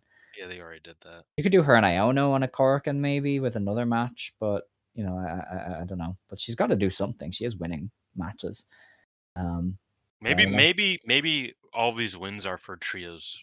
Maybe they're gonna introduce a trios belt. Would I that be too won't many hold my belts? breath. No, They need more Like belts. I'm see, that's the thing. I'm constantly back and Don't forth count the between like GHC.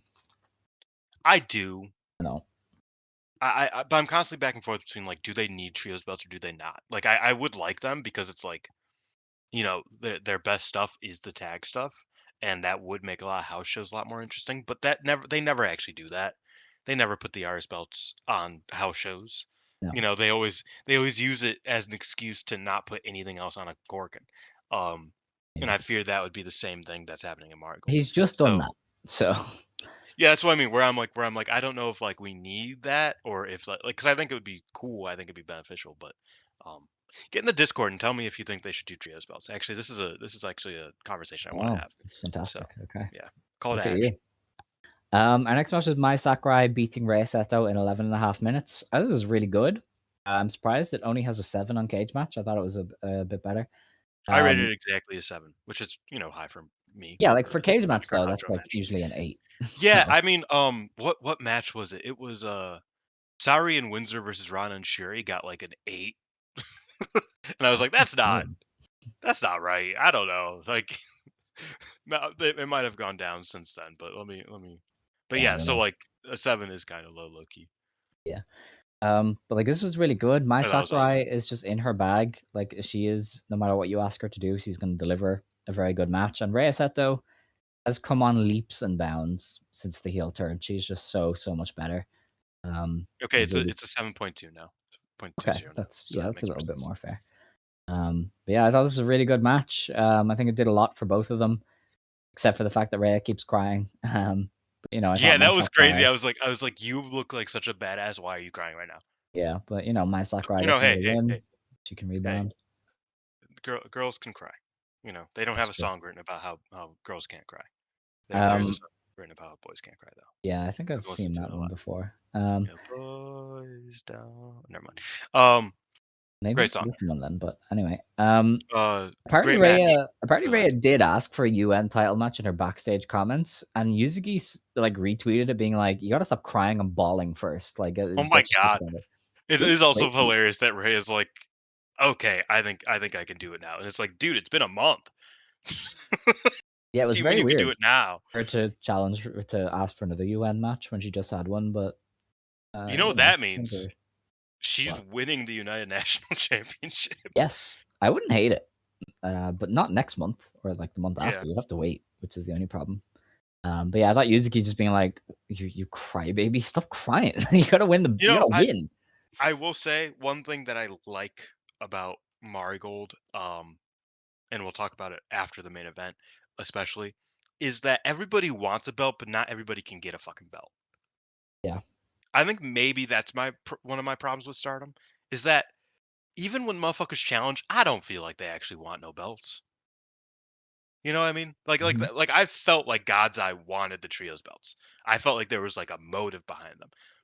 O2 line, a little less so. You know what I mean? Like I don't know. Like I think there's like this issue where it's like, do you actually want to win the championship? Yeah. Like is this like or just wrestlers who don't even get the challenges, right? Like d- I don't know. Does Rana want a belt? Does Ami want a belt? I know Ami wants a belt actually specifically, but like do do these people want belts? Like I like that in Marigold. These people want belts, they just can't fucking get them. Yeah. Chikagoto has been trying her goddamn hardest, but she Yeah. just can't fucking get one. And I like that. I like that. We get that. Chiaki is who we're going to talk about in a little bit. That's like she wants Mhm. a belt, but I don't think she can get them. She has a tag title, but uh, you know, I like how Rhea is just like, okay, yeah, I lost. I want the fucking white belt. I don't care. I don't care. I want the fucking white belt. I'm gonna stop at nothing to get it. Even if she doesn't challenge for another 6 months, it's like, thank you for having a motivation, having something that you want, having something that you're looking at, looking forward to. Yeah. You know, I agree. I like that little That's a good tidbit. point. Also, it came after a really good match, so I'm Yeah, happy doesn't with hurt. Um, Itsuri Yamaoka and Yuki Yamazaki beat Kazuna Tanaka and Komomo Manami in 10 minutes. Seri pinned Kazuna to win this one with a German suplex. Is that the first time she's used the German as a finisher? She beat Yuka on first stream with the German suplex, That is true, actually. Yes, I did forget and that. she won the entire tournament last month with it. the rookie tournament. Okay. Okay. So it is new. It is new. So it's Yeah, yeah, it's new, but yeah, let's that's her put new it this way. finish. I think it's very important that they protected Komomo over Kazuna. I think it tells us a lot about where they view Kazuna. She's I definitely don't the know. bottom of the pile, and I think Yuka not taking the pin to the Superfly That Challenger is the bigger is one. another protection thing. Like Rossi is not subtle. I feel like No. he likes these three more than Kazuna, and probably just has to keep Kazuna booked out of like loyalty to her dad or something. Um, I think this is an interesting match because like even though Sari and Shino are the potentially the next tag champions, even though the Chiaki challenge kind of makes me question that, um, I think that like Sari and Yuka low key have more tag chemistry. yeah, they're a good team. I Like was surprised I that think they they didn't click pull in. more. It was Sari and Um, Yuzuki the challenge, and I was like, but Yuka, Yuka's a better yeah, teammate. no, that's the thing. Like Sari has challenged with a bunch of tag partners, and I think Yuka is like behind Nanai, like, and that's it. Like, I think Sari and Yuka click better than Sari and Shino. Shino's a better, you could easily say Shino's a better wrestler than Yuka. I don't think that's insane to say. But I think Sari and Yuka specifically just like have a better, you know, tag team foundation behind them. Mhm. So yeah, I mean that makes it hard to beat anybody but Kazuna, considering Komamo's challenger for the belt, and it's against Mayu, and They're it's not like afraid of people losing the Hadamayo though. yes, Hummingbird but did. it's yes, but it's So easy to beat Kazuna. It's easier to beat Kazuna this month, that's I true. think. But that's what I I'm think saying. Like next they month this clearly could completely like change. I don't know. I think they like all these people more than Kazuna, and this was them telling us that. I She mean, hasn't even been potentially. brought up as a Yuzuki challenger. Like we all thought she That's the would, but weird she's just thing. nothing. Kazuna, I watched the New Year's banquet video that Ezigen posted, and Of Kazuna course. did say that she was like, I really wanted to challenge for the tag belts with Yuzuki, but now it feels weird even saying that. And I really want to challenge Yuzuki for the United National belt, but I think I gotta, you know, do more to prove that Yeah. I'm worthy of that. So it's like that is still like the concept. Like her chasing Yuzuki is still in the thought process of these wrestlers. Mhm. It's just a matter of like, does Rossi believe in her enough to even do that? I don't know, and Doesn't currently I seem don't like think it. so. Yeah. Yeah, So, but I'll also a lot can change by fucking first stream. Like it's true. they could do that.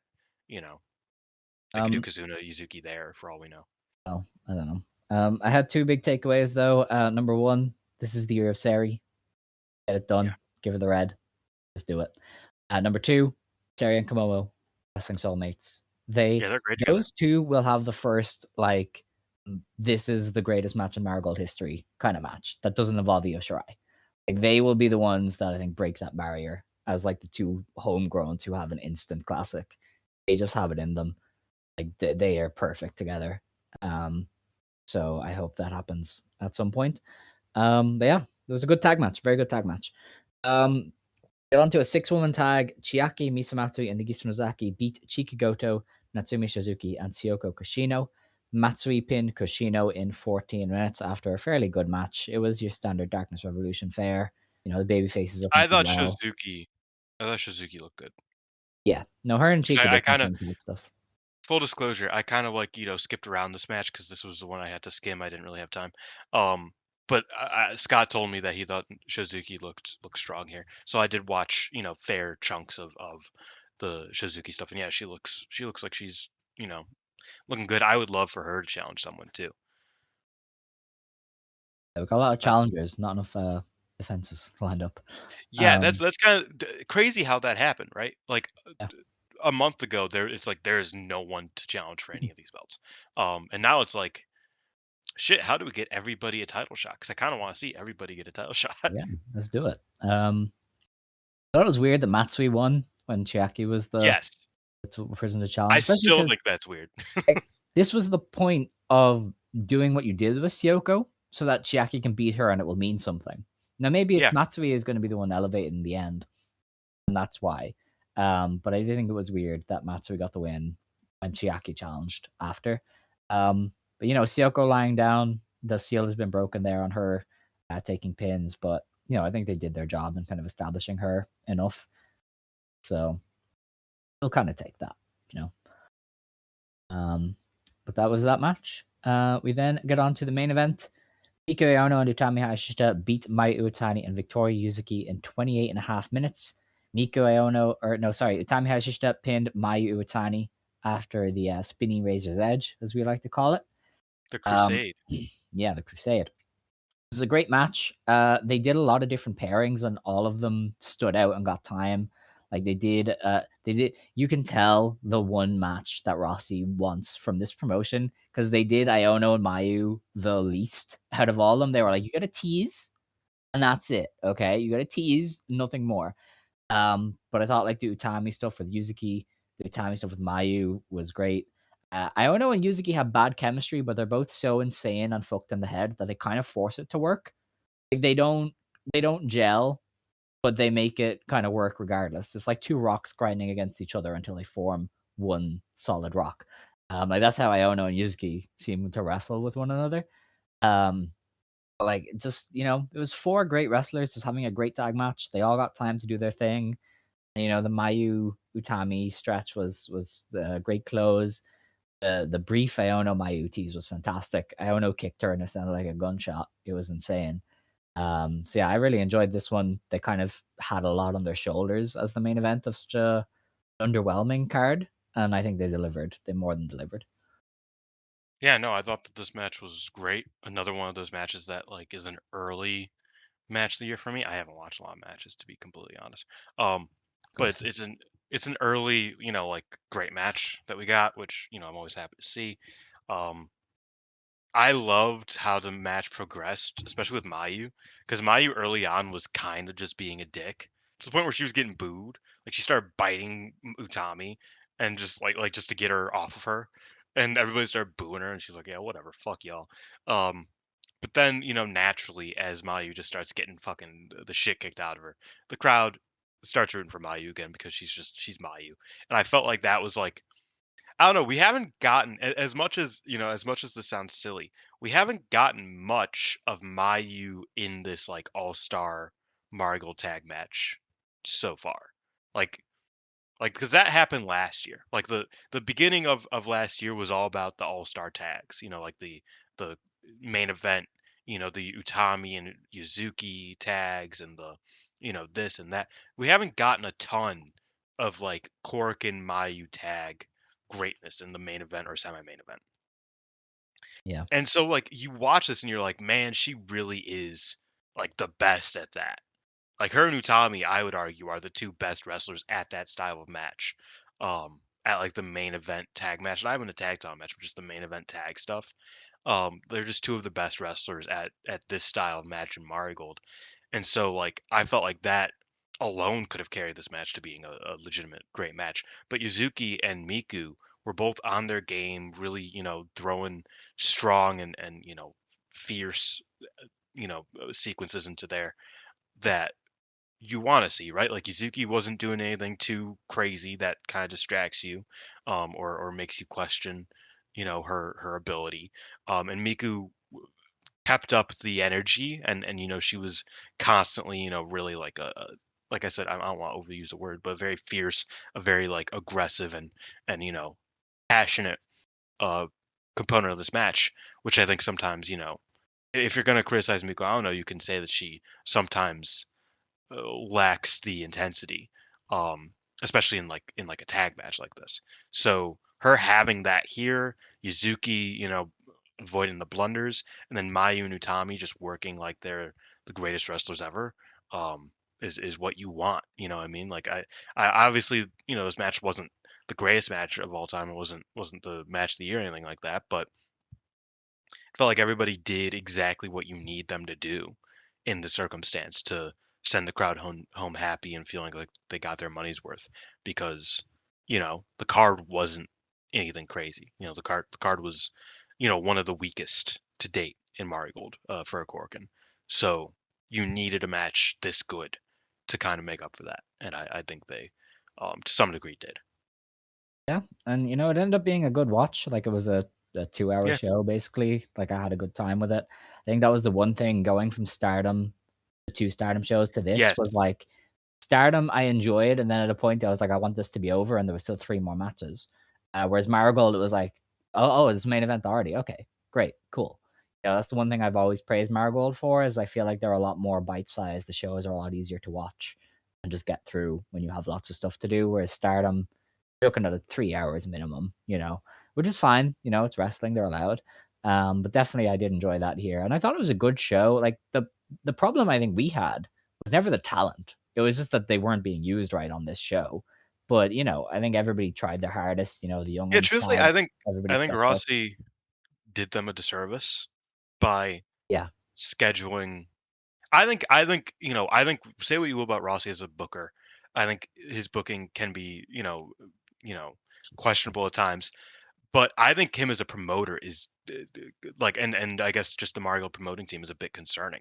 I think that they're doing a pretty poor job, um, like pretty actively, because like the scheduling wise, it's like you have two Korkins and a pay per view in the same month.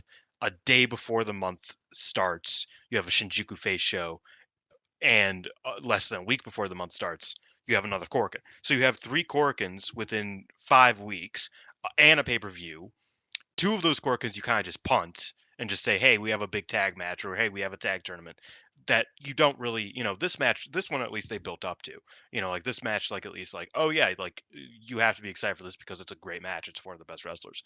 Um, but the tag tournament they didn't. Like, I feel like the semantics are in a poor shape right now this month, because it's like, why would you have three big shows in 3 weeks? That just seems dumb. Or 4 weeks, I guess. um and it comes at the detriment of an undercard here, you know what I mean? Because obviously the talent was good. My Sakurai and Reyes, like stood out a lot, and this and that. But you do miss something when you're when you're spreading yourself so thin and you don't have that expansive of a roster. yeah. But let's talk about the post show or the post match. Yeah, so Utami challenged Mayu to another GHC Women's Championship match, and Mayu once again was like, I don't book the GHC, actually. You'd have to go through the proper channels and red tape, which is pretty funny. And, obviously that's going to set up. I assume the anniversary match is going to be changed to a GHC title match. Hmm. And then Chiaki showed up to challenge Miko Iono.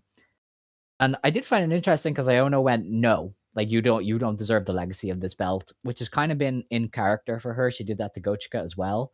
So I wouldn't hate if they added Chiaki and Iono in some form to the Mayu anniversary Korakuen. And Iono won and was like, you don't get to challenge. Like, you're not worthy of this legacy. I like that for Iono. Her being like, no, actually, you're not allowed to challenge. You have to be Hmm. on this level to challenge. And like I think her just, Chiaki should cheat to beat the fuck out of yeah, Io. I wouldn't hate that either. Like, if you're just like, look, she's gonna do heel things, like that's fine Or as even well. if she cheats to beat Sari, I think that to some degree that poises her as like Yeah, uh, it doesn't. I don't think that's like proof that like, oh, I can challenge for the red belt. But I do think you know this title challenge makes Darkest Revolution retaining the tag belts against the Super Rookies way more possible, yeah, because it's like you need to legitimize Chiaki. And you can do that if she pins Sari, or even if she pins Shino. It won't, kayfabe legitimize her, but it will make you sit up in your chair, and you'll be like, "Oh shit, she could, she has motion, Loki. Like she can do, she can win these big matches. She can win against wrestlers who feel like they have more momentum than her, in some way, shape, or form. Like I think that her challenging Miku, even if that doesn't follow through all the way, which I hope it does. I hope that this is like a quick little story that they're telling. Give Miku a V2. I think that would be a smart decision, because Chiaki has world championship charisma. She just doesn't have world championship work. Got to work on that work, but we got to get her opportunities to actually, get to that yeah. point. Well, I wouldn't Um, hate the match. Like, I think obviously Miko Iono is probably the best person possible to get a good match out of Chiaki because they know each other from they Access. click. They're. I mean, they're both of their. I mean, their most recent Dreamstar match was actually really good. I Yeah, really liked it. and like Um, Iono knows Chiaki more than just about anybody in the company. They would have mm, they obviously go way back. So I feel like she would fill in the blanks better than most people for Chiaki. So mm. like if you are gonna have Chiaki do a red belt match, Iono is probably the best person to do it. She just knows her the best.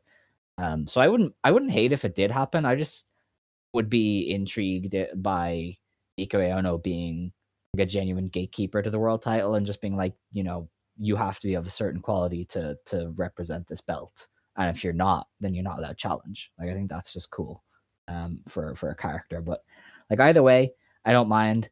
I don't want to give out too much about the Utami Mayu thing. You know how I feel about the 50-50 champions losing matches, set up title match stuff. It's so overdone. But it's kind of just part of the canon at this stage. I can't give out about it nonstop. And But also, they're giving us, one of the best. Like, I think Mayu and Utami, like, they could do fucking anything. I don't care. They're gonna have yeah, a great yeah, match. it's fine. It's not the end of the world. We have two shows to preview then. The first is on the 17th in Osaka 176 box. We open with Naoshikawa versus Misa Matsui. That will be a win for Matsui. Naoshikawa does not win matches. Mai Sakurai and Shino take on Hummingbird and Megaton. Oh my They god, do. They get this Shino is in evil. for so many house shows, and they put her in the most random tags ever. And at least twice she's been against Megaton. um, yeah, sure. Mai or Shino will pin Megaton. That's how that goes. Yeah. Um, Kyoko Kashino and Seria Miyoka team up to take on Kazuna Tanaka and Nagisa Tachibana. That's an interesting one, actually. I mean, Kyoko and Seria are going to win. Yeah. But it's a very interesting pairing. Yeah. Wonder who they pin. It's actually a big one. Well, yeah, it's Kazuna. It's going to be Kazuna. It could be Um, Tachi. I don't know. Probably Kazuna. Sari loves fucking beating the fuck out of him, pinning her best friend. That's true. That is fair. Miko Aono, Koki Amare, and Natsumi Suzuki take on Nagisa Nozaki, Chiaki, and Rei Seto. Um, you can't have Darkness Revolution win actually because they like all three people on the other team. So yeah, I the think. baby faces Whoa, probably whoa, win. whoa, whoa, whoa, whoa! I think Chiaki pinning one of the other two would again be like Um, a she oh wouldn't pin fuck. Koki though. Like they I like think I think if they really want to get Chiaki over for a month, I think Koki could take a pin. I don't think that's like uh, uh, I don't think outside the realm Rossi of possibility. agrees. I think Chiaki. I think it's more like she pins Shozuki though. Yeah, Um, I don't want that. I don't want Suzuki stuck there. If we're gonna do any sort of title match with her soon, I well, I feel don't know like if we're we doing it should. soon. Um, I mean, I imagine they will do a title defense in March. That kind of fills the gap to Shine Forever. So you've got to have somebody ready. You could do Shizuki in March. I still think they're doing Chiaki next month. Okay, but then you would still need somebody in March or April to fill the to May. So that would have to be. I don't Yeah, know. but Maybe they Suzuki just don't care. Maybe Suzuki's just done and she's gonna leave in a year, and they're just like pin her.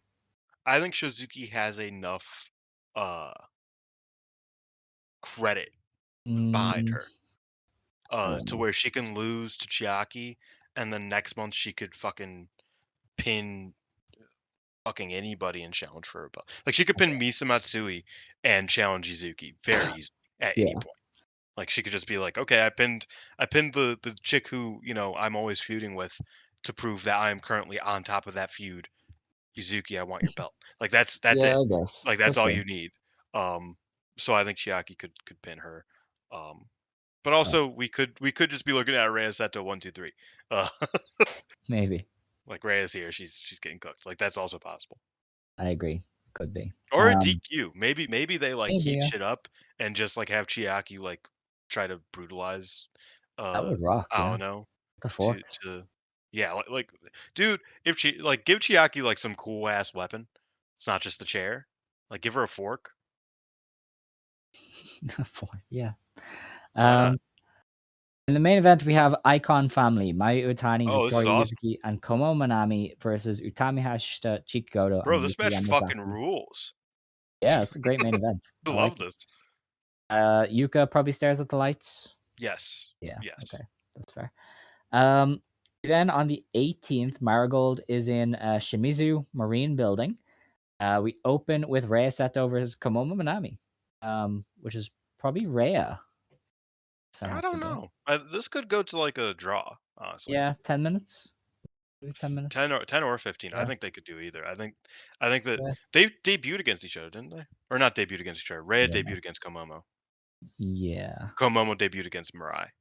Yes. Um, Yeah, I remember. Mariah debuted but against yeah, all her Rhea twins. Rhea beat Komomo in her debut. Yeah, okay. Well, we'll have to wait and see. Yeah. Now Ishikawa takes on Yuki Yamazaki and Megaton.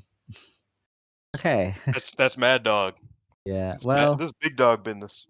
yeah, okay. Um, Natsumi Suzuki and Koki take on Nagisa Tachibana and Syoko Kashino.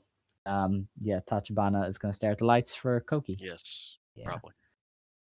Mika Ono, Mai Sakurai, and Hummingbird take on Nagisa Why did Nozaki. they sharpen these match cards? I do not know. They take on Nagisa Nozaki, Misa Matsui, and Chiaki. That's one where Chiaki could win. She could pin Hummingbird fairly easy. That too, yeah. And then our main event, it's Mai Utani, Victoria Yuzuki, and Seri Yamaoka. It's Icon Family, but better. They take on Utami Hayashishita, Kazuna Tanaka, and Chika Goto. And that I've is noticed Kazuna Utami and Chika Chika. Goto have become the sisterhood of the big butts, I guess. Yeah, they've 'Cause also just they're gone away. teaming a They've lot. gone away from Twin Tower entirely. Yeah, There's no Twin which I Tower. think, dare I say, based. I disagree. I like Twin Tower. I do too, Yeah, but I also I think that Twin Towers beating Dark's Revolution. Um, yeah, yeah. Okay, so I think they might be holding off till a that's big yeah, they show. could be. Yeah, Seri or Yuzuki or Mayu is pinning that geek Kazuna. Yeah. Yeah. Okay. Yeah, that's a good weekend ahead. Then they go straight into the Korakuen, Mayu's Korakuen. So we'll get to preview that next week. But yeah, before my voice fully gives out, I don't know why I'm not sick. This is just how I sound, and it's very I've been annoying. sick for like 3 weeks now. Really, that's upsetting. Well, not even sick. I still have like a little bit of congestion. All right. You know what I Okay. mean? Yeah. No, I don't feel anything. My voice just sounds weird. So it's great. Um, but yeah, that's that for this show. Unless you have any closing remarks, we can close up. No, I really gotta go poop. Okay, well that's fun. I don't know, what's the closing? Oh shit. Uh, I got you, Les. oh, if you want to stand, you may stand. If you want to sit, you may sit. Believe today, shine tomorrow. You decide what you believe in. Shine forever. Stardom Quest Gold Dope. Passion. Passion, Ijo, goodbye. Arrivederci.